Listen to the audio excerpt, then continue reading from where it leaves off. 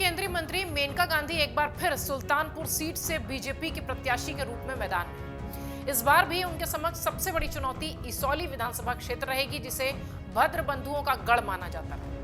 भद्र बंधुओं के समर्थन से जहां 2014 में वरुण गांधी का जो विजयी होने का रास्ता था वो एकदम साफ हो गया था, आसान हो गया था, वही उनके प्रतिद्वंदी बन जाएंगे। मेनका गांधी को जीतने में मशक्कत करनी पड़ेगी उस वक्त के जो साथी थे, इस वक्त उन्हें अगर देखा जाए तो। साल 2014 में वरुण गांधी जब इस सीट से चुनाव लड़े थे तो इसौली के चंद्रभद्र सिंह और यशभद्र सिंह मोनू उनके समर्थन में थे, लेकिन 2019 में परिदृश्य तस्वीर बदल गई।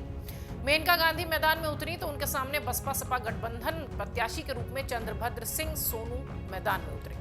ऐसे में जब मतदान हुआ तो भद्र परिवार के वर्चस्व वाले क्षेत्र इसौली में मेनका को 79,382 और सोनू को 84,933 वोट मिले। यहां से करीब 5,500 से पिछड़ने वाली मेनका गांधी को सुल्तानपुर विधानसभा क्षेत्र में बड़ा झटका लगा। उन्हें 87,848 और सोनू सिंह को 1 लाख से ज्यादा वोट हासिल हुए थे। इधर लम्भुआ विधानसभा क्षेत्र की बात करें तो ज्यादा साथ इनका यहां पर भी नहीं मिला, उन्हें करीब 1,000 मतों की बढ़त मिली थी। गनीमत रही कि कादीपुर और सदर विधानसभा क्षेत्र ने खुलकर मेनका गांधी का साथ दिया, जिसके चलते उन्हें यहां से करीब 32,000 वोट मिले। इस बढ़त ने न केवल इसौली और सुल्तानपुर सीट पर हार के अंतर को बांटा, बल्कि उन्हें 13,859 वोटों से जीत भी दिलाई।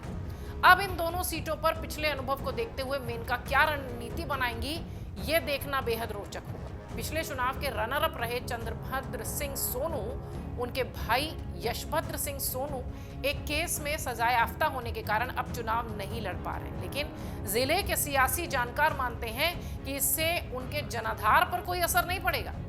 सांसद मेनका गांधी और भद्र परिवार के रिश्ते जिस तरह से बेहद तल्ख दिखाई पड़ रहे हैं, उसे देखते हुए यह साफ लगता है कि भद्र परिवार फिर चुनाव में उनका विरोध ही करेगा। ऐसे में इसौली का गढ़ भेदना पहले जितना आसान नहीं होगा। अमेठी से सटी सुल्तानपुर संसदीय सीट के राजनीतिक इतिहास को अगर देखें तो कभी एक क्षेत्र कांग्रेस के कब्जे में रहा था, लेकिन अब यहाँ पर बीजेपी की पकड़ है। 1952 से शुरू हुआ चुनाव यहाँ पर कांग्रेस ने जीता ही था, उस वक्त खाता खोला था। 52 से लेकर 62 तक कांग्रेस के कब्जे में यह सीट रही। 1967 के चुनाव में निर्दलीय प्रत्याशी गणपत सहाय यहां से जीते थे।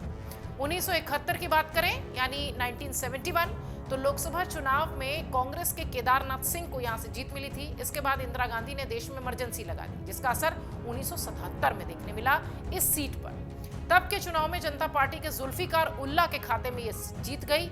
1980 के संसदीय चुनाव में कांग्रेस के गिरिराज सिंह को फिर से जीत मिली। 84 में कांग्रेस के राजकरण सिंह यहां से जीते। 1989 की बात करें 1989 जनता दल के प्रत्याशी राम सिंह ने यहां से जीत हासिल की। 1991 के चुनाव में देश में राम मंदिर आंदोलन का असर दिखा और चुनाव में बीजेपी का यहां खासा फायदा के साथ जीत दिखाई पड़ी और 1991 के चुनाव में बीजेपी के विश्वनाथ दास शास्त्री को जीत मिली। इसके बाद 1996-98 में बीजेपी के देवेंद्र बहादुर राय लगातार 2 बार विजयी रहे।